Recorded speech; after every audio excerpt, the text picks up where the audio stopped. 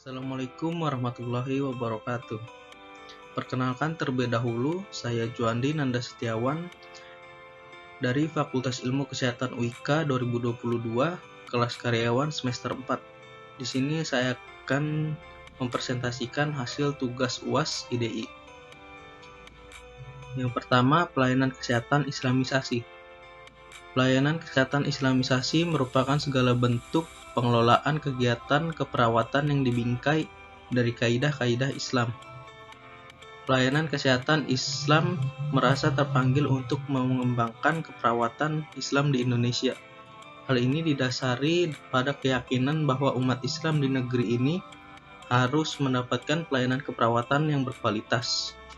Kepuasan umat akan dapat dicapai apabila pelayanan yang diterimanya dapat menyentuh fitrahnya sebagai manusia. Selanjutnya, kesehatan global. Saat ini manusia banyak mengalami krisis.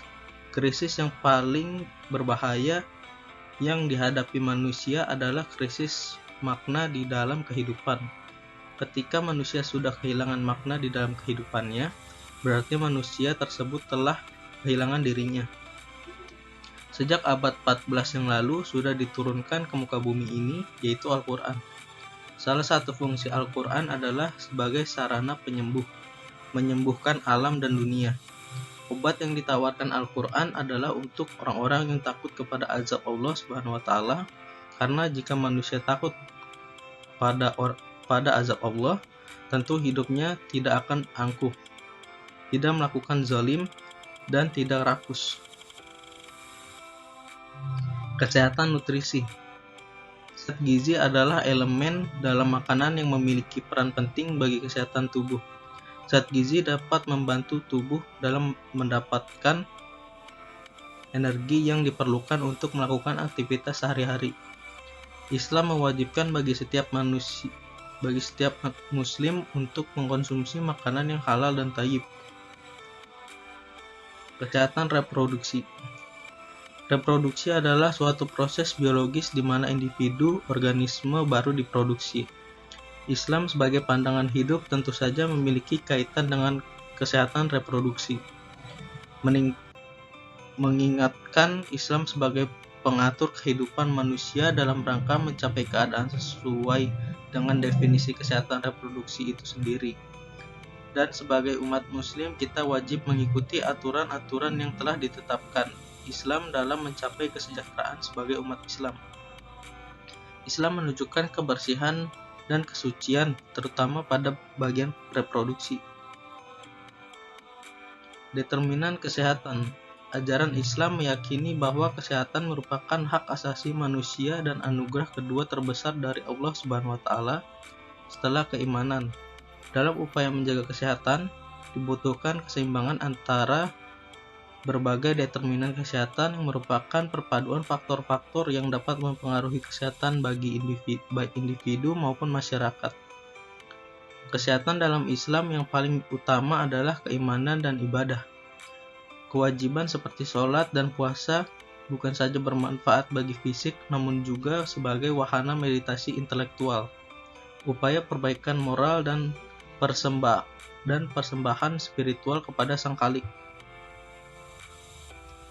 K3. Kesehatan dan keselamatan kerja. Kesehatan dan keselamatan kerja merupakan suatu program yang dibuat sebagai upaya untuk mencegah timbulnya kecelakaan dan penyakit akibat kerja. Dalam Islam, tuntutan untuk bekerja dan berkarya dengan aman dan selamat dianjurkan oleh Rasulullah SAW. Islam sangat menjunjung tinggi keselamatan, melarang umat untuk berbuat kerusakan bagi diri dan lingkungannya. Hubungan K3 dengan Islam adalah sama-sama mengingatkan kita agar senantiasa berperilaku yang aman dan sehat dalam bekerja. Epidemi perspektif Islam. Di masa Nabi SAW juga pernah terjadi wabah penyakit, yang salah satunya adalah penyakit taun. Penyakit taun ini tercatat dalam sebuah hadis di mana Rasulullah bersabda, "Jika kalian mendengar penyakit taun mewabah di suatu daerah, maka jangan masuk ke daerah itu. Apabila kalian berada di daerah itu, jangan pergi ke tempat itu. Jangan pergi dari tempat itu. Dalam Islam, semua yang dialami manusia berupa musibah, yaitu ketentuan Allah Subhanahu wa taala untuk menguji kesabaran manusia. Meskipun sebagai manusia kita dianjurkan untuk menerima segala musibah, namun manusia dituntut pula untuk berusaha mencegah dan mengatasi semua bencana dan musibah yang dialami. Islamisasi masyarakat.